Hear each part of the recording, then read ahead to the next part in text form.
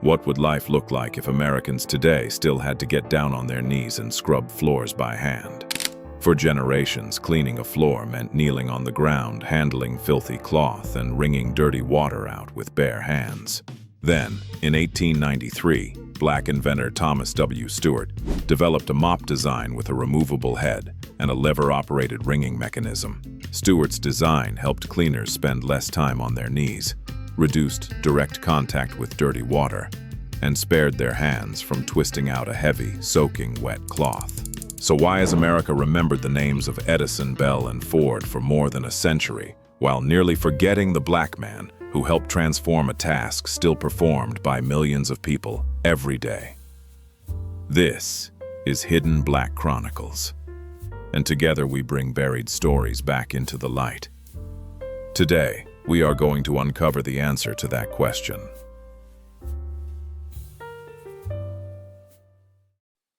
Part 1. Before the mop, a cleaning nightmare. How many hours of rest, how many evenings with her children, and how many healthy years did a clean house take from the woman kneeling on its floor? To understand how a seemingly small improvement to the mop could change everyday life, we have to return to a time when a family's cleanliness was still produced through a woman's knees, back, and bare hands. Throughout the 18th century and much of the 19th, American floors were commonly made of packed earth, wood, stone, or brick, depending on the region and what a family could afford. Dirt floors trapped dust and quickly turned to mud when exposed to water or wet shoes. Wooden floors looked neater, but the narrow spaces between the boards collected ashes, crumbs, and layers of grime. Stone and brick could last longer, yet their cold, unforgiving surfaces made every hour spent kneeling and scrubbing a punishing strain on the knees and lower back. Brooms were often handmade from straw, twigs, or whatever materials could be found nearby. They could gather hair, loose dirt, and dry debris, but they could not remove the grime that had settled into wooden boards. To reach that dirt, a worker had to use a stiff brush, soap, and water, scrubbing the same spot repeatedly until the buildup finally began to loosen. The dirty water was then absorbed with a cloth, and the floor often had to be wiped once more with cleaner fabric to remove what remained and help the wood dry more quickly. Yet the labor began long before the brush ever touched the floor. In homes without running water, someone had to fetch it, carry heavy buckets inside, heat the water when necessary, and move furniture away from the area being cleaned. Mud from unpaved roads entered with every pair of shoes, while coal and wood-burning stoves continued to spread ash and soot. A rainy day, a large meal, or a few visitors could erase hours of work from the day before. Medical records for most of these women were never preserved, so it would be careless to claim they all suffered from the same condition. Still, prolonged kneeling, constant bending, carrying heavy water, and wringing cloth by hand could all contribute to back pain, damaged knees, and long-term musculoskeletal problems.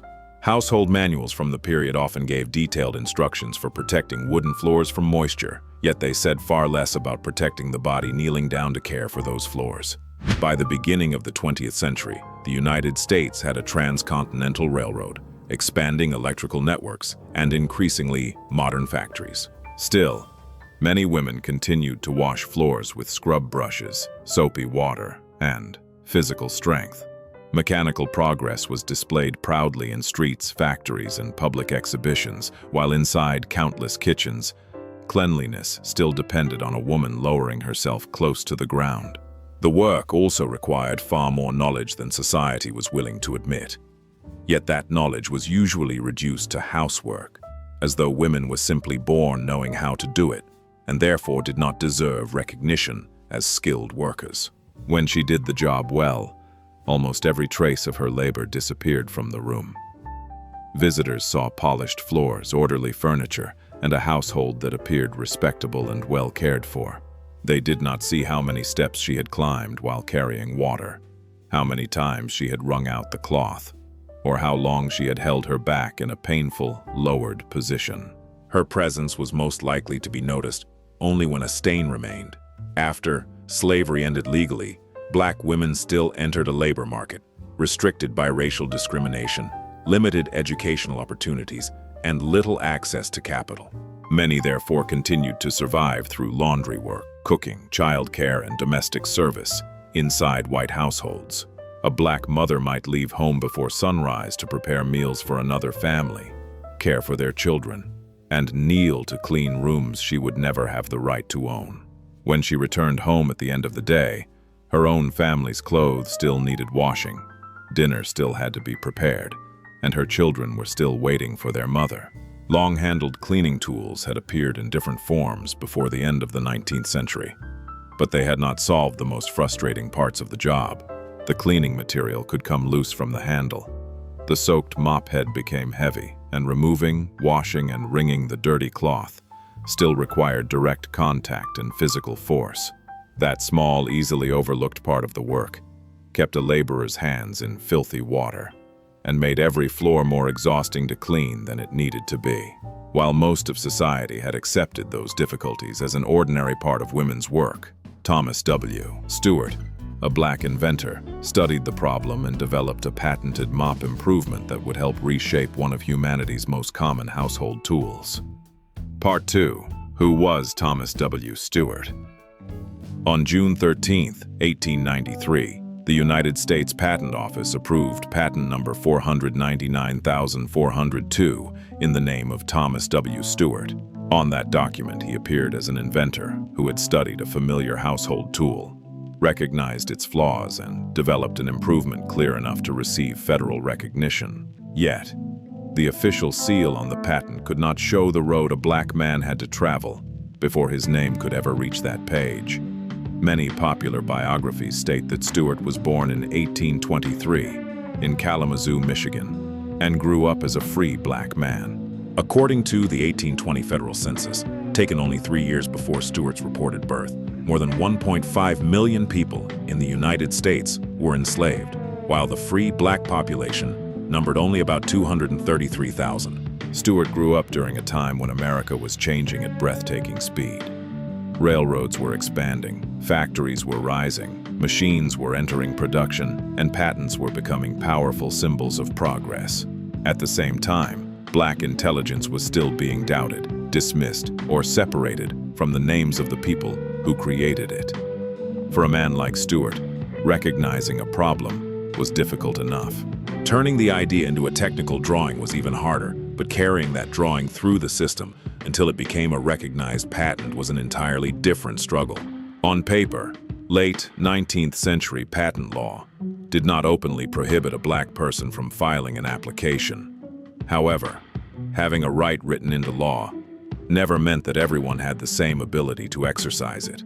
An inventor needed enough knowledge to describe the mechanism, prepare technical drawings, pay the required fees, communicate with the patent office, and prove that the design was different from inventions that already existed. Even after receiving a patent, the inventor still needed capital, factories, business partners, distributors, and sometimes lawyers to protect the work. A black inventor, living under Jim Crow, could be stopped at almost any point in that process, without a single law openly stating that he was forbidden to continue. A bank could refuse him a loan. Investors could decide not to trust him. Manufacturers could refuse to work with him. Newspapers could ignore his name if someone copied his design. Taking the case to court required money, time, and connections that many independent inventors simply did not have. What was more frightening for an inventor?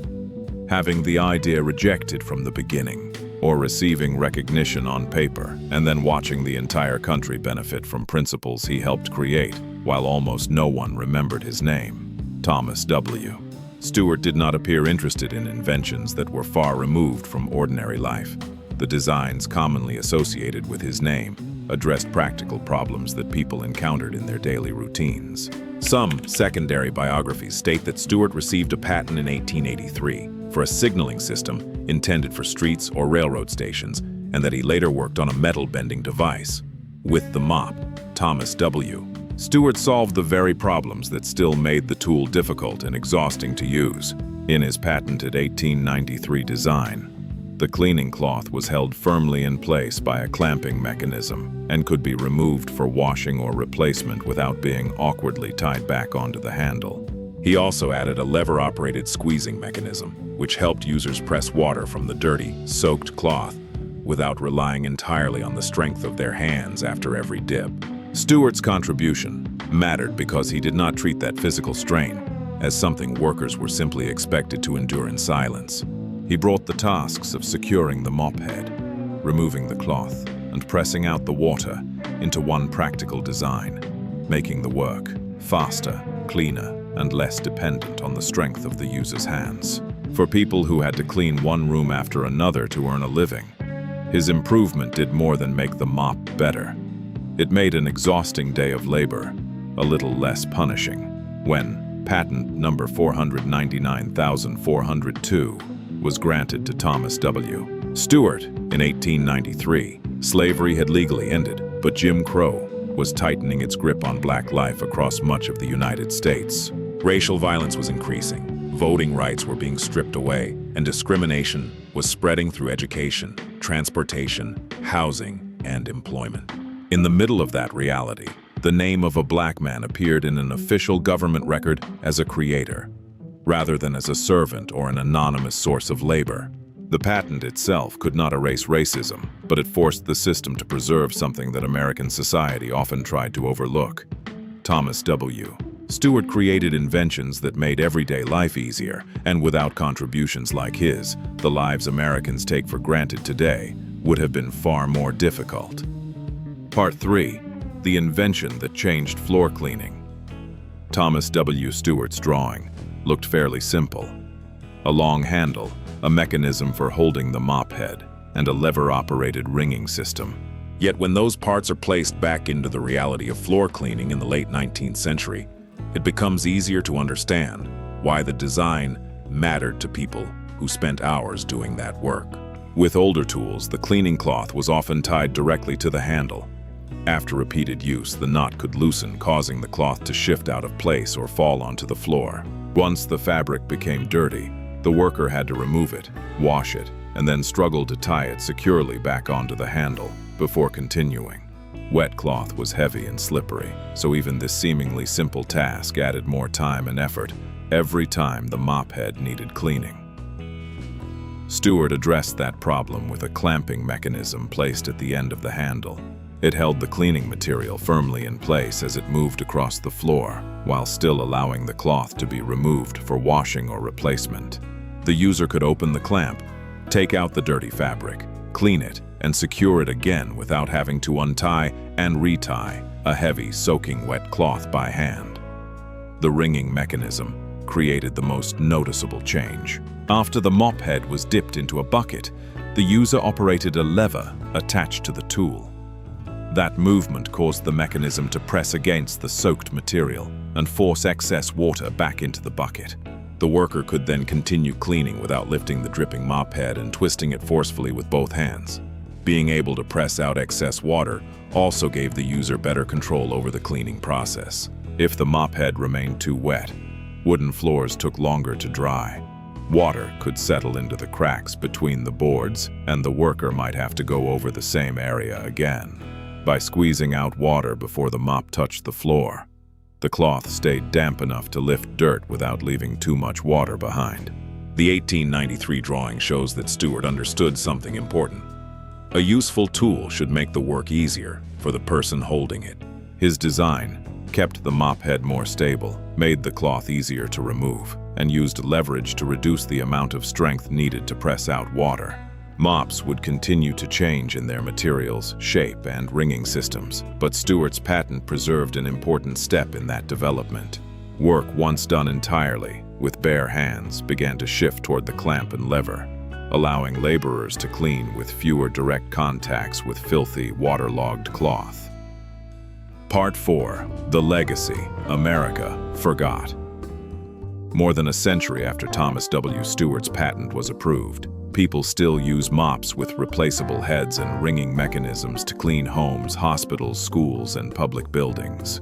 The tool has become part of everyday life for millions, while the name that appeared on that 1893 drawing is rarely mentioned outside brief lists of black inventors. The bitter truth is that America often remembers invention through the names of men who already had money, companies, and the power to tell their own stories. Edison is tied to the light bulb, Bell to the telephone, and Ford to the automobile, because their names have been repeated in textbooks, advertisements, museums, and corporate histories. Stewart had no industrial empire standing behind him to keep his name before the public. What remains of him is found mostly in patent records, where a few technical pages now carry nearly the entire memory of a human life. So who does America choose to call a genius, and who is allowed to leave behind the invention, while quietly disappearing from the story? That kind of forgetting did not end with Thomas W. Stewart.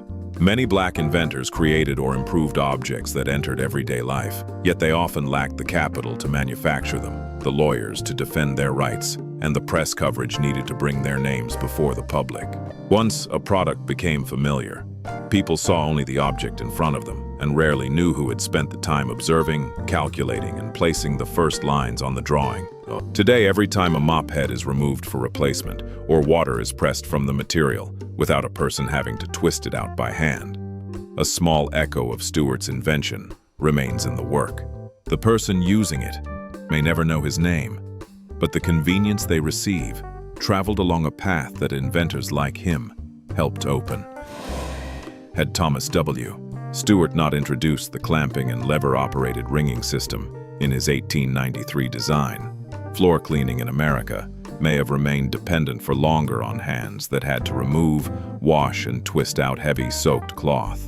Other inventors might still have produced later improvements, but Stewart helped move that process forward at a time when thousands of workers were still cleaning room after room with the strength of their own bodies. America grew comfortable with the convenience that designs like his provided, yet it never became equally comfortable saying the name of the black man who helped make that work less punishing. Thomas W. Stewart's name may have faded, but the relief his design brought to working hands still matters. Remembering him means looking again at the people history left behind. Subscribe to Hidden Black Chronicles, share this story, and help bring buried black brilliance back where it belongs, into the light.